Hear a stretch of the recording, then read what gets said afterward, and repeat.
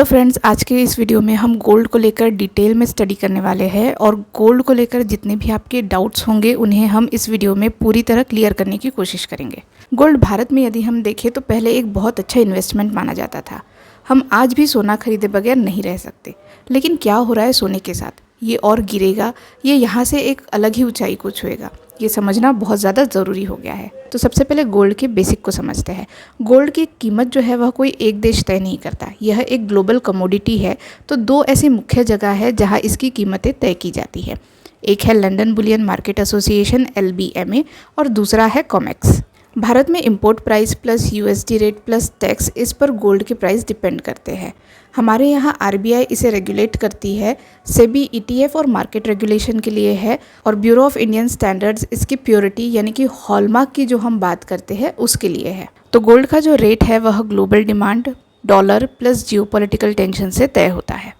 23 अप्रैल 2026 को यदि हम देखें तो काफ़ी वॉलेटिलिटी नज़र आती है और जो प्राइस है वह $4,700 पर आउंस था। ये मेजरली जो है ग्लोबल जियोपॉलिटिकल टेंशन्स की वजह से और स्ट्रॉन्ग US डॉलर की वजह से देखा जा रहा है।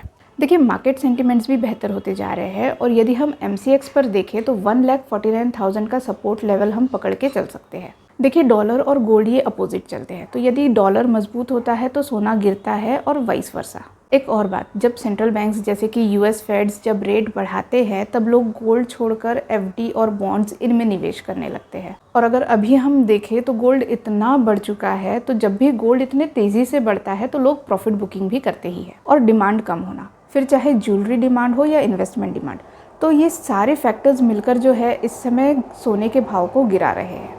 अब यदि हम हिस्ट्री देखें तो जब भी वॉर होता है सोने के दाम बढ़ते हैं, क्योंकि गोल्ड एक सेफ एसेट माना जाता है। लेकिन इस समय ऐसा नहीं हो रहा है, क्योंकि इस समय डॉलर में मजबूती आ रही है और जिसका एक मुख्य कारण है तेल के दाम बढ़ना।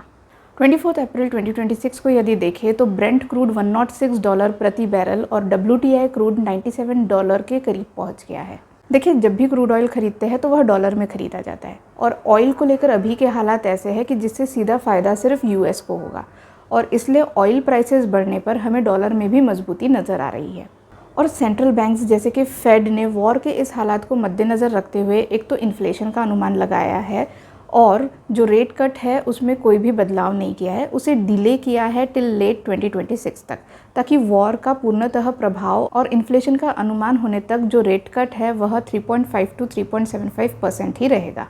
अब थोड़ा और पीछे चलते हैं। अमेरिका ने फेब 2022 में यूक्रेन पर रशिया के आक्रमण के बाद रशिया के करीब $300 की संपत्ति को फ्रीज कर दिया था। देखिए, फॉरेन एक्सचेंज रिजर्व्स को स्टेबल रखने के लिए लिक्विड करेंसीज लाइक डॉलर और यूरोबॉन्ड इन्वेस्टमेंट्स जो कि इंटरनेशनल ट्रेड के लिए ज़रूरी है, इसके लिए सभी देश जो है अपने अपने रिजर्व्स को इंटरनेशनल इंस्टीट्यूशंस में जमा रखते हैं, क्योंकि डॉलर जो है यह एक डोमिनेंट मुद्रा है ग्लोबल फाइनेंस के लिए। हम कोई भी ट्रेड जो है वह डॉलर में करते हैं और जब रशिया के एसेट्स फ्रीज हो गए तो बाकी सभी कंट्रीज़ को एक अहम संदेश पहुंच गया कि US के साथ पंगा महंगा पड़ सकता है। और एसेट्स फ्रीज होना मतलब देश पर आर्थिक संकट आना, और ऐसे में दूसरा सबसे अच्छा ऑप्शन है गोल्ड, क्योंकि गोल्ड में ट्रेड करना सबके लिए आसान है। तो central bank specially emerging markets जो है उन्होंने अपने रिजर्व्स को डाइवर्सिफाई करने के लिए गोल्ड में खरीदारी शुरू कर दी। तो 2022 के बाद 500 टन से 1000 टन की एनुअल बाइंग की गई और इसके मुख्य खरीदार जो है वह चाइना, पोलैंड, टर्की, कजाकिस्तान और भारत रहे हैं। इसलिए हमें गोल्ड में ये अचानक से रैली नज़र आई और गोल्ड के प्राइसेस इतने तेज़ी से बढ़ने लगे। देखिए, गोल्ड जो है वह एक स्लो ट्रेड है, इसके प्राइसेस धीरे धीरे बढ़ते हैं और इस तरह की जो रैली है वह हमें काफ़ी सालों बाद नज़र आती है। इसके पहले हमें इस तरह की रैली 2020 में और उससे पहले 2010 और 2000 में देखने मिली थी। अब जो है गोल्ड के प्राइसेस रिकॉर्ड हाई पर पहुंच गए हैं, तो थोड़ा प्रॉफिट बुकिंग तो बनती है। और दूसरा, इस वॉर के समय में ग्लोबल जियोपॉलिटिकल इंस्टेबिलिटी और करेंसी प्रेशर के चलते भी अपने कैश रिजर्व्स को बढ़ाने के लिए गोल्ड को बेचा जा रहा है।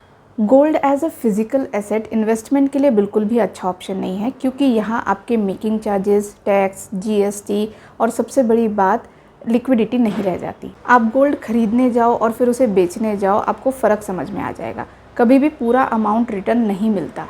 लोन अगेंस्ट गोल्ड लेकर भी क्या फ़ायदा, क्योंकि interest rate public sector banks जो है वह 8 to 9% चार्ज करती है और फिर बाकी बैंक्स जो है अप टू 17% तक एनुअल इंटरेस्ट चार्ज करते हैं, और यह भी आपके गोल्ड की प्योरिटी पर डिपेंड करता है।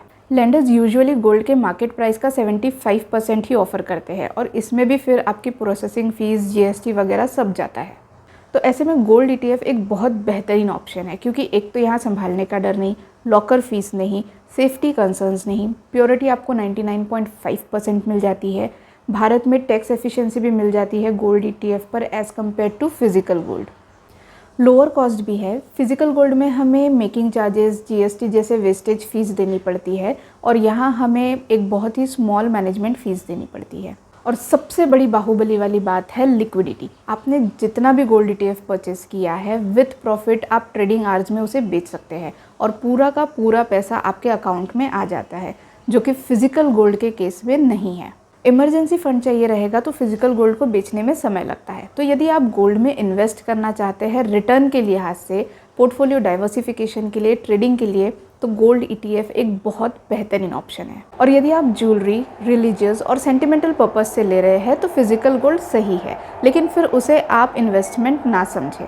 और हाँ, गोल्ड हेजिंग के लिहाज से एकदम सही और बेस्ट ऑप्शन है। जब भी आप इन्वेस्टमेंट करते हैं तो आपके टोटल सेविंग्स में से 5 to 10% का जो हिस्सा है वह गोल्ड के लिए रिकमेंडेड है।